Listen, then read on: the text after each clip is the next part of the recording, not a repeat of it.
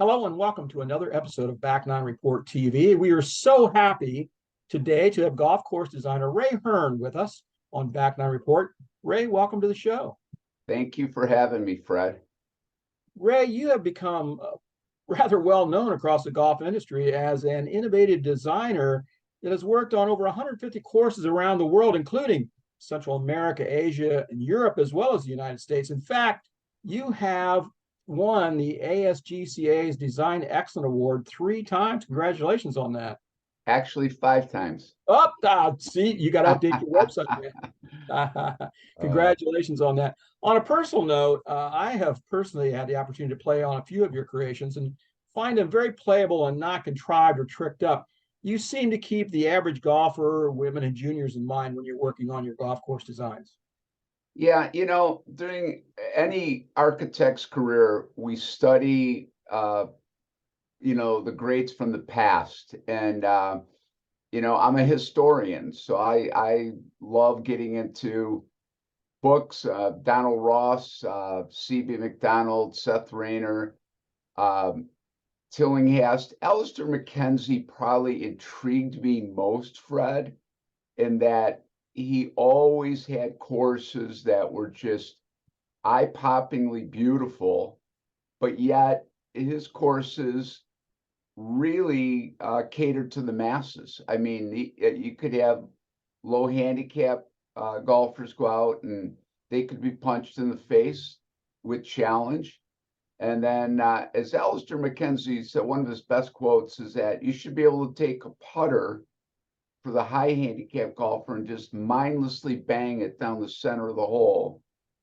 And obviously, he violated his own principles with back-to-back par threes at Cypress Point. But overall, that principle is in many of his designs. And I took that to heart as a young designer. So something for everyone. Yeah, that's probably why I like your stuff so much, because I'm a huge Alistair McKenzie fan. So Thank you. I grew up playing Scarlet OSU Oh, wow. down in Columbus, great McKenzie golf course. And Yes. tried to play a lot of McKenzie courses around. I haven't made it to the West Coast yet, which since he lived out there on Monterey, there's a plethora out there. And one of these days I'm going to get there. But There's a lot of great courses. Yeah. yeah. So you talked about as a young designer, how did you happen to get started in the golf design business? What was your first foray, or what gave you the mindset, I want to do this?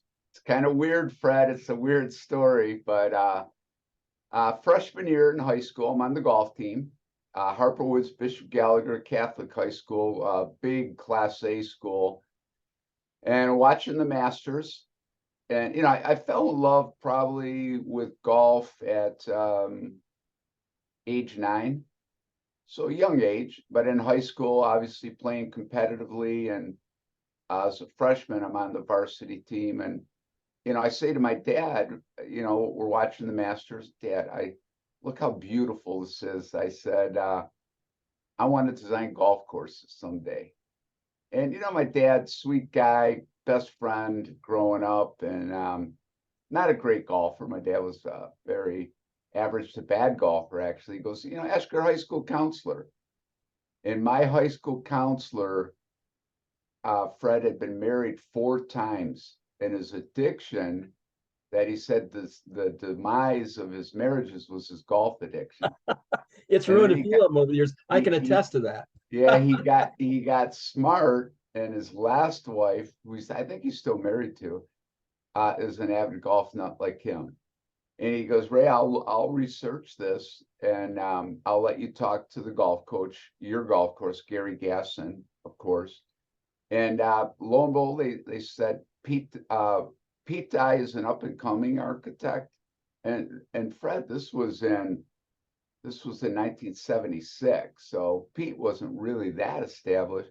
But there's a guy who dominates the industry, Robert Trent Jones Sr. So I was lucky. Senior had a connection with Michigan State, Dr. Kenyon Payne. And between those two, they kind of got me on my track for golf architecture. And Senior laid out what he did at Cornell But he goes, Ray, unfortunately, at Michigan State, you're going to have to get a bachelor's degree in turf science, minor in soil science. He goes, get your fingernails dirty in between degrees. He said, try to work for a top 100 course. So I did Country Club of Detroit, an old Colton Allison design in Grosse Pointe. Then he said, you're going to have to go back to school. And this is where Dr. Payne comes in. You're going to go into the landscape architecture program, get a bachelor's, but you're going to have to make them realize, Fred, how important it was to start a golf course architecture program, which I believe I did at Michigan State, and I set the path for many others that followed. And then Pete died, then that was Robert Trent Jones Sr., so that was his Cornell degree, but it was a lot longer for me because it involved 2 bachelors and a 2-year stint in between. Pete Dye said, he was one of my sponsors getting into the society, and he said, Ray, you got to go to the Holy Land as much as you can as a young designer. So, Fred, a week after he said that, when I started my new company, Michigan State asked me if I would want to do a 6-year stint teaching overseas with Professor Warren Rao, and they said it would rotate Scotland, Ireland, and England. Wow. And it would repeat. And they said, Ray, we'll pay your salary, we'll pay all your travel expenses, we'll do this, give you a stipend. Well, how much time do you need to think about it? And I said, I need a good 2 minutes. I said, I take it back. I said, I need 30 seconds. Yeah. Yes, yes, and yes. That's cool. That Great story. started it all. Yeah. I know I've talked to several designers over the years, and they all have a little different story of how they had to get programs through college and to get the backgrounds they needed. You mentioned a couple people there. Pete and Alice Dye have Yeah. had a pretty good, profound effect on your career and philosophy and design. You want to share some of that with us? Yeah. My early first 10 years, I've been in the industry 36 years now. My first 10 years were with Jerry Matthews, the Johnny Appleseed of Michigan. I worked for him as a senior designer. So Jerry, Mike Herzen, Pete Dye, and Steve Forrest were my 4 sponsors getting into the society. And Pete and Alice, long story short, Fred, long story short, I got a phone call once and Pete was in a bind. I'm not going to say the name of the course in Michigan, but he goes, Ray, I need some help. This course wants me to do a long range master plan. I did it early on. I co-designed it with someone. It's horrible. He said I made a lot of mistakes. I just need you to come out and do the drafting, follow along, take notes as I go with the board. I said, Pete, absolutely. But I said, I have one requirement. I said, I'm going to ask you to be my sponsor someday in the society. He goes, done deal, done deal, done deal, Ray. So years and years later, I call him and ask him, and Pete was like, holy cow, Ray, I got everyone in the world asking me, no, I can't do this anymore. Every Tom, Dick, and Harry, want me to sponsor them. They're all probably thinking I'm going to die someday. Pete. And Alice heard this phone call, Fred, and said, Pete, you promised Ray if he did this at this court. He goes, oh, Alice, you got such a darn good memory. Ray, you're lucky. You're lucky Alice overheard that.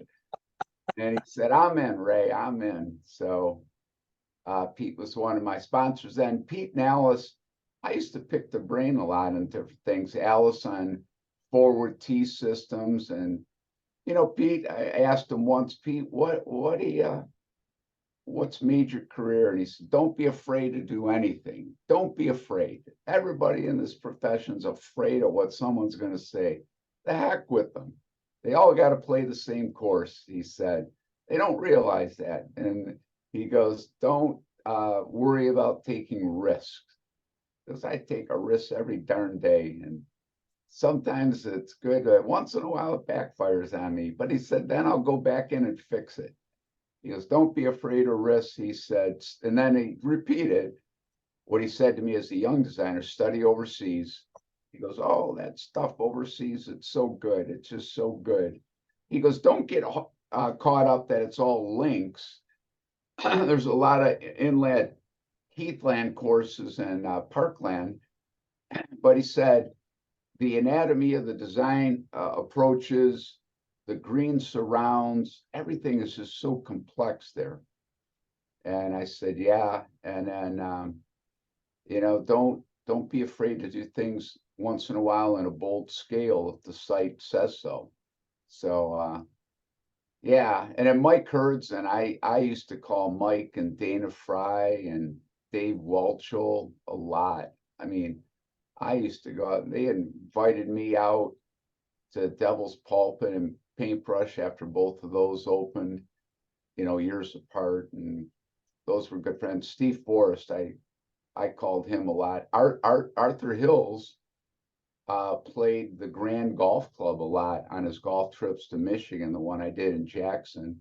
And I got an email from Art, and all the staff laughed and they're like, Ray, he doesn't write many emails. It was all full of typos, and Art was like one finger at a time typer, but he basically gave me a critique of every hole, and loved the course. Said, Ray, this is just phenomenal. Shot value, ice strategy.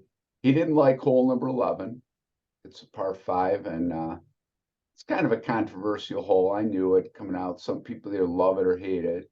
You just got to play it the right way. You just can't take too much risk. But yeah, so those individuals, and obviously Jerry Matthews gave me my break.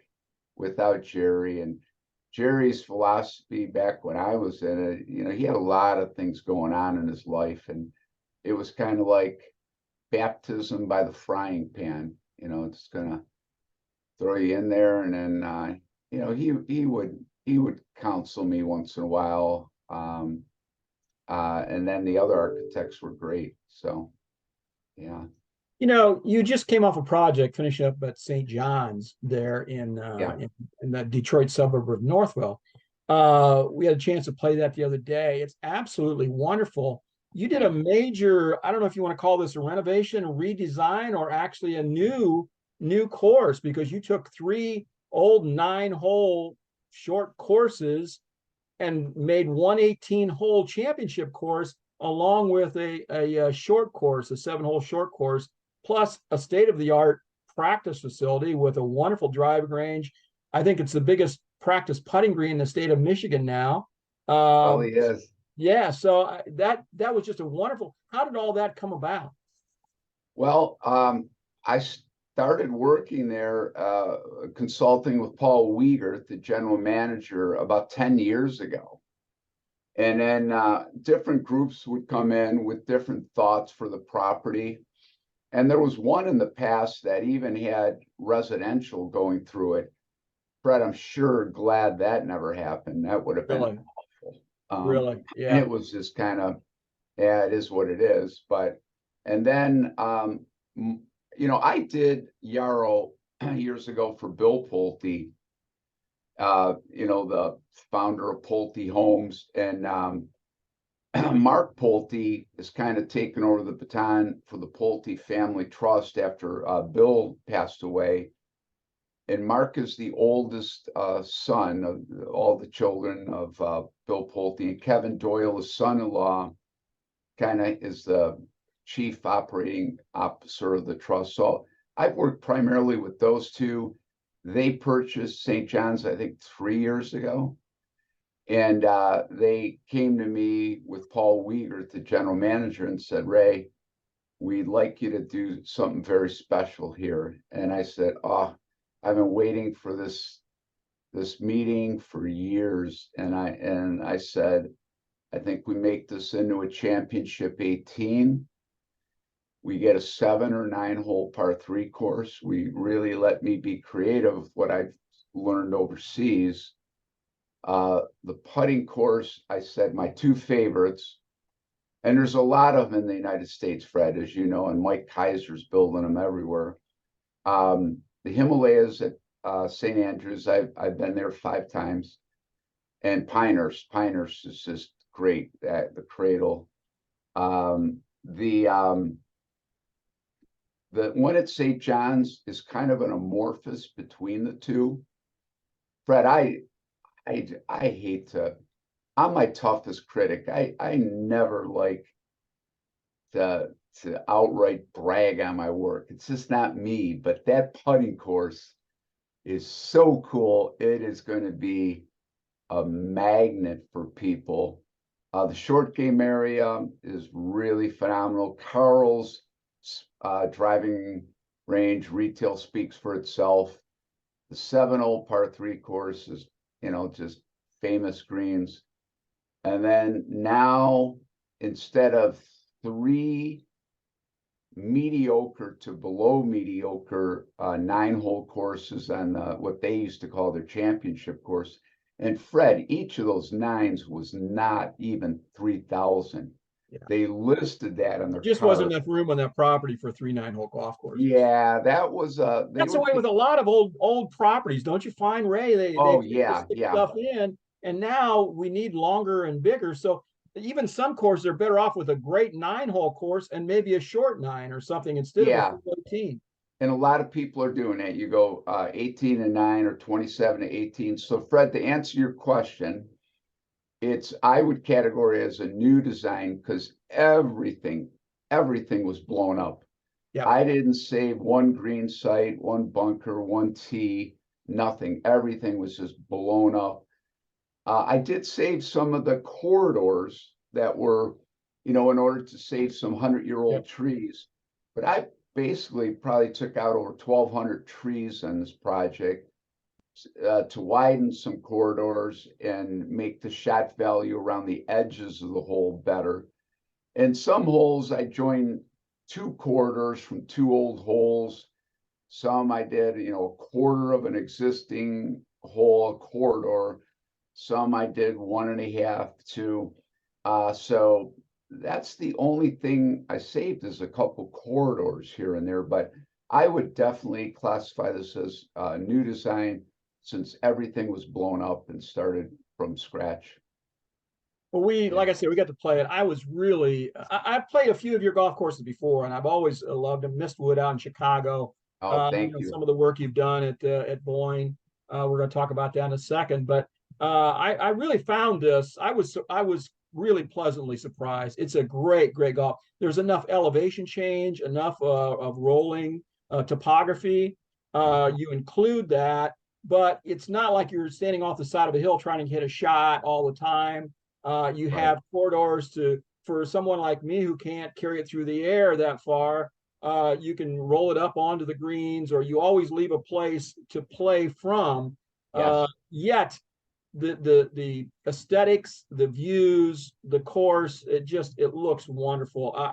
I would think it would stand up to a very good tournament play, and I'm talking about a professional type tournament. It is that good. Fred, we've already got some interest. I can't let the cat out of the bag yet, but yeah, we've got some early interest in some pretty big tournaments. So I think it would be perfect for the LPGA. I don't. With that, 20-minute ride from Detroit Metro Airport. Yeah. Beautiful accommodations there. On property, but then there's all kinds of stuff around it as well. Oh yeah, I mean, you don't realize when you're on property, it's really in the city, in the suburb, but it's so isolated. You don't notice that only just driving in. Absolutely, it's surrounded by massive population, but it's a beautiful oasis that's just tree lined and natural. You got beautiful ponds, streams. The glacier did a great job. The glacier just did an incredible You can't screw that up, can you? Giving me pride. I always got to give the glacier credit on all certain projects. But yeah, each of the 18 holes, Fred, has what I feel, and you're the judge and jury, everybody that played it, and everybody that's going to play it. Each hole has its own personality. There's It is exactly. no Yeah. two holes alike. There's no weak characters in 1 through 18, and that's hard in golf architecture. You know, you look at other architects, myself, sometimes you try the best that you can, but you get a dog of a site, and you're like, well, this hole, this hole, and this hole, they're okay, but you know, the others are really good, but not this one. These are 18 very unique holes, and they're very different from each other. And they're very good. Very well done. Thank you. Thank you. So let's talk. We got just a few minutes left. Let's talk just a minute about Boyne. I know you've been involved up there in a lot of planning and a lot of stuff up there. Yeah. The par three is getting ready to open next year, I believe. Yes. Work's been going on. You've been working on that quite a bit this year. Yep. The Moore course, extensive stuff done over there, and Yep. some of the other courses, the Ross course. Everything I've seen up there is fantastic. I love the Moore course since with the green surrounds. You were Thank mentioning that you. Thank earlier. you.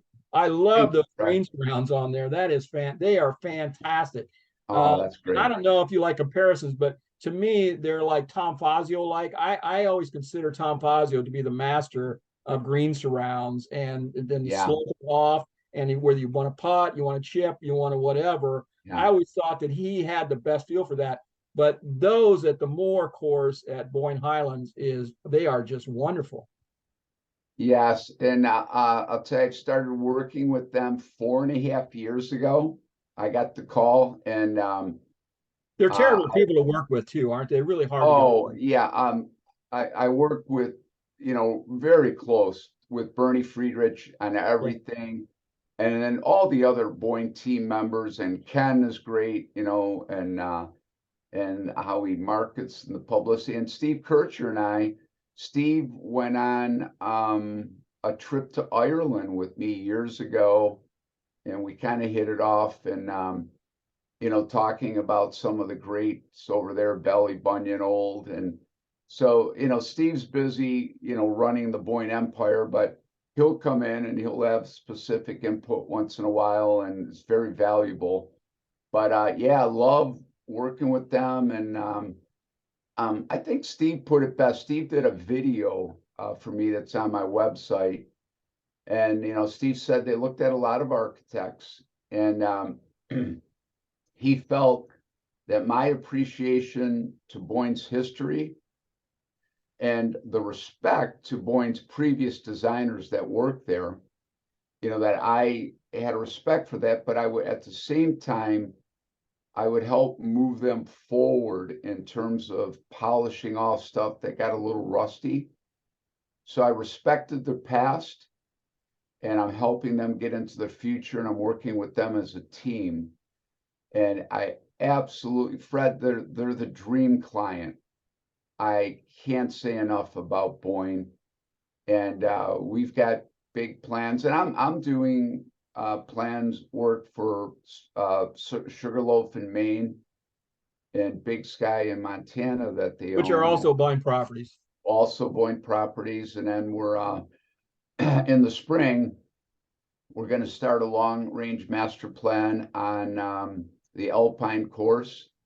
I finished one last year for the Monument course. So yeah, it just um, basically master planning for each of their flagships. I haven't they haven't asked me to do the Heather yet. And I know the They're Heather's pretty like, particular about that. Yeah, yeah, I know the Heather's like the Holy Land. So it is. It you is. just I'm Between you and sure, me, it's yeah. probably I shouldn't say this on air, but it's probably my least favorite course there. I, Oh, okay. I love the other ones. I mean, I love Boyne. I like the whole thing. Yeah. And the Heather's been the Michigan Course of the Year. It's been the National Golf Course of the Year. Won all these awards. It's a great golf course. It's just not my favorite. Uh, Okay. Okay. I love some of the others there, but I know they are very protective of that golf course. Yeah. I mean, I really like it along with others, but I'm glad you brought up the Moore, because Bernie and I have worked really, really hard to change grass lines, you know, here and there. And those change grass lines around the greens, the actual green edges themselves, fairways, have dramatically changed that course along with the trees that have been taken down. If you're an average golfer, a woman golfer, or a junior golfer, I think the Moor is the perfect golf course to play on. Yeah, You got yeah, and multiple options. You're not. It's yeah, not like you have a lot of forced carries. You don't have to fly over bunkers to get to the greens. There's places to play that allows you to play and enjoy the game and not be forced into shots that you're not comfortable with. I think I think you did a wonderful job on that. I absolutely love the Moore course, the Ross thank you. course, the Hills course. The quarry and the the links over at Yeah, Bay Harbor, the course yeah. up on the hill, Crooked Tree, the Oh, two mountain courses. I mean, I love them all. yeah. And but I thought what you did at the Moore was really, really good. Thank you. And the Donald Ross Memorial Course too has been getting rave reviews Yeah. regionally and nationally, and that has been fun. And compared to when they did it, Fred, I have more of an advantage now. I have specific aerials. I have specific You can topographic just lay them mapping. right over there. Yes. Yeah, from the satellite, I live. We're doing two other Ross courses: Crestmont Country Club in New Jersey and Savannah Golf Club in Country Club in Savannah, Georgia. So I've done a lot of Ross in my career, so I am weekly in the Tufts archives, going through stuff with them and picking out. So the Donald Ross Memorial has really made me live Donald Ross more so than I've ever done in my career in the last 4.5 years. Well, there's so many of those courses. They're all old. They need updating and renovating. I know Andrew Green does a lot on Ross courses, and Yeah, and that's and a there's great just job. so much that needs to be done. And so if you really are working in that space, people are going to find you. And for anybody that's not been to Pinehurst and not gone to the Tufts Museum or went in through and at least taken a quick tour through it, they missed a lot there. Pinehurst, there's great golf there, but the Tufts Oh Museum yeah. is something to be seen. Yeah, I think there's my Pinehurst logo. So good timing, Fred, saying that. Yeah, I Hey, love one more Pinehurst. thing before I let you go, Ray. Yeah, Sustainability is the big buzzword in golf course design today. Can you give me about 3 or 4 minutes on what you look for and what you're trying to do to make courses more sustainable and environmentally friendly? absolutely, Fred. Absolutely. One, as I said before, one of my degrees is turf grass management. That's a 4-year degree with a minor in soils.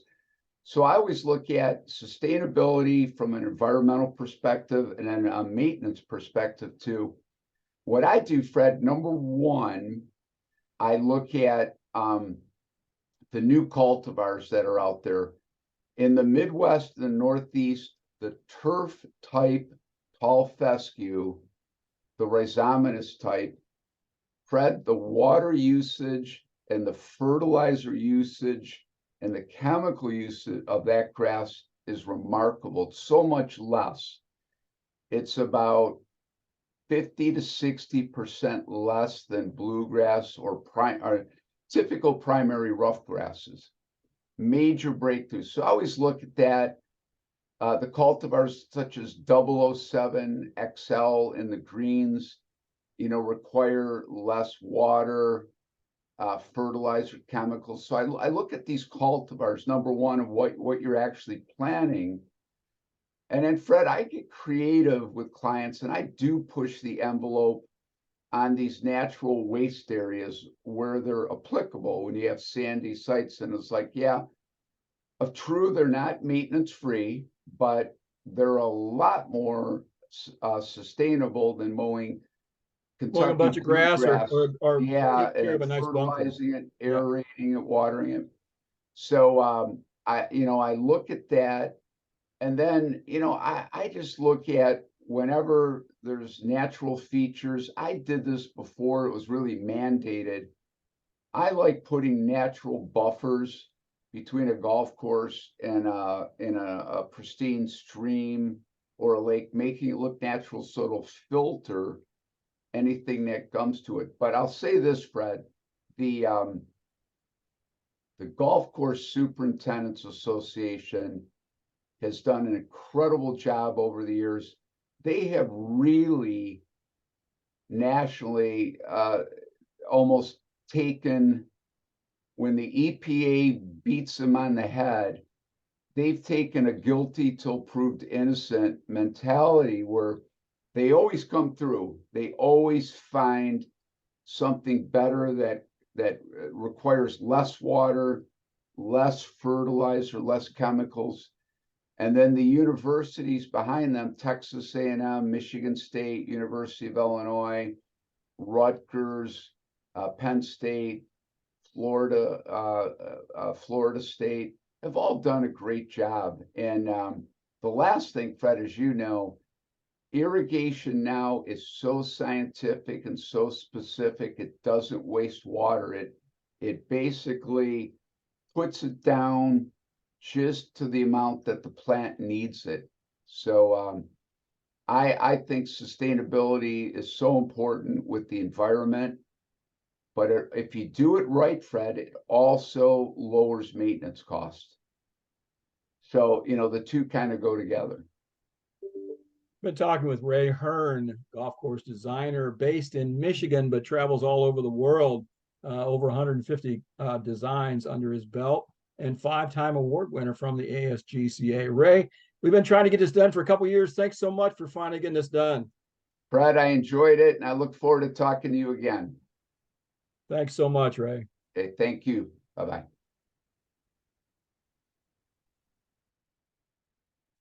Okay, you there?